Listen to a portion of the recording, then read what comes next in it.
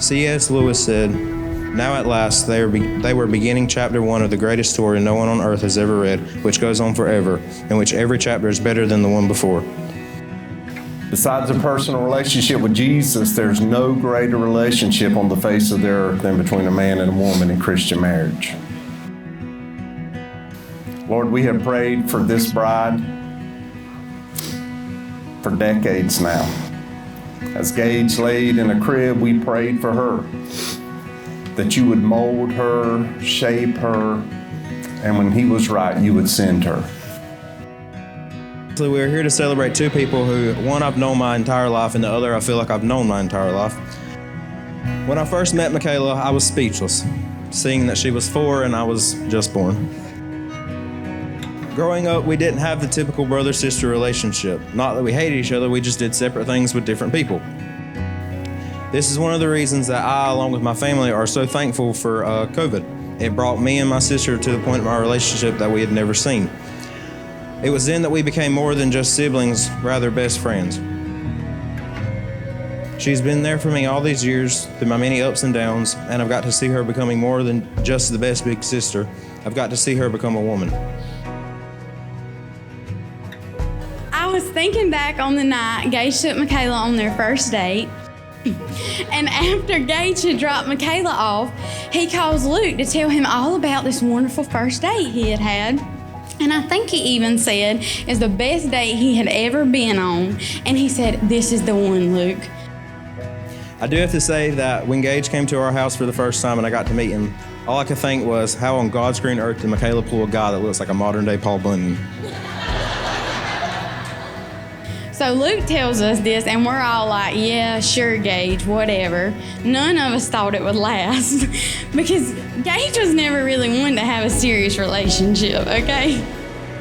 One of his best qualities is his humor and his desire to make anyone smile no matter the circumstance. He's always there to make sure you're laughing, and he'll always make sure whether you like it or not that you get a hug and a kiss on the cheek.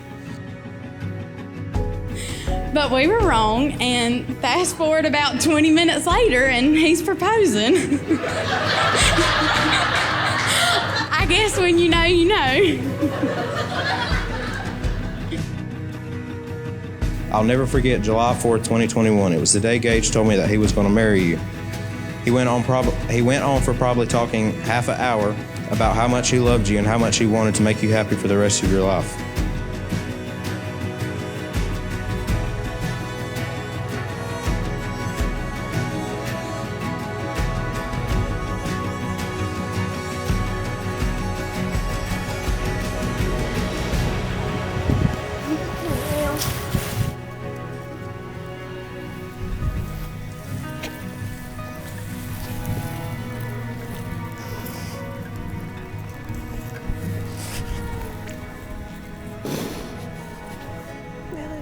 I love you too.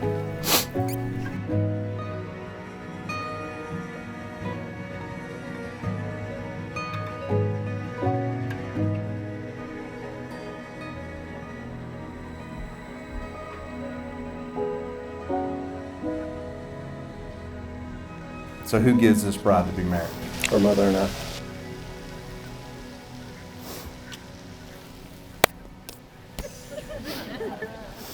Whew. Gage and Makala. I thank you for them yielding to the discipleship and the direction that they received at home, following you and choosing a mate. I've been hard on you, and I've been hard on you for a reason. If you've heard me say one time, you heard me say 1,000 times. I don't want you to be a follower. I want you to be a leader. I wanted you to lead men, and especially lead men to Christ. But today you're stepping into your biggest leadership role, and that is to lead Makala as the spiritual leader of your home to help her grow. Okay.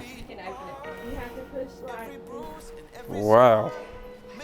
That's not fair. You can't just write it down on a watch and that's cheating. I truly believe that through this season of maturity, God sent Gage in just the right time. In Ecclesiastes 3, verse 1, it says, "To everything there is a season, and a time to every purpose under the heaven." On March 28, 2021, for the first time you told me you loved me. And since that day, never once have I doubted it. You stood beside me when I needed someone the most, and then you became the person I have always dreamed of finding. Leland Gage Caines, you came into my life at the most unexpected time. I 100% believe in God's timing is always right. I can't thank you enough for being my person and always loving me when that's hard to do. You have the biggest heart of anyone I know. You brought me out of a place where I thought I would never find a love and showed me what a godly relationship felt like.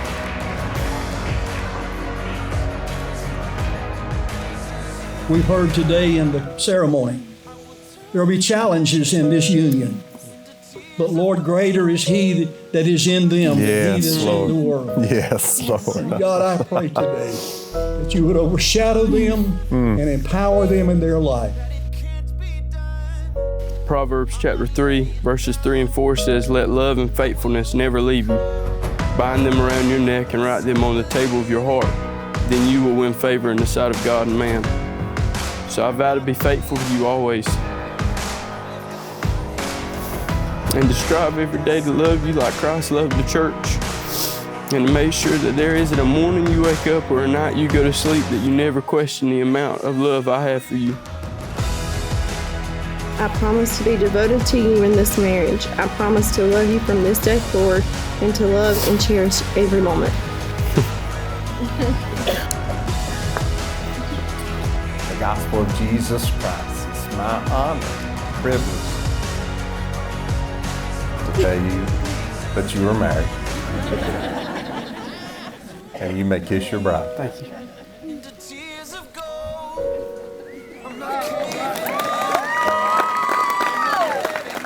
Friends and family, it's my pleasure to introduce to you for the very first time Mr. and Mrs. Cleveland Gage Caines.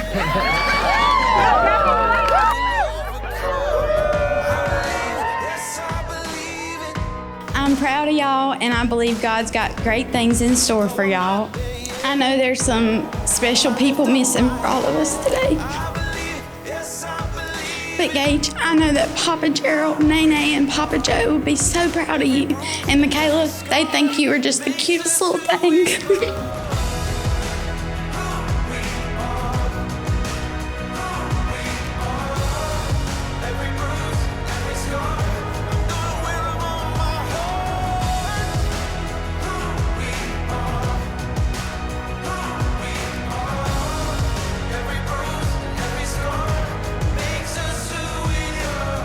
But as Papa G would say, y'all a blessing and y'all awesome to the double max. I'm proud of y'all and I love y'all. And remember, Makala, there's no returns.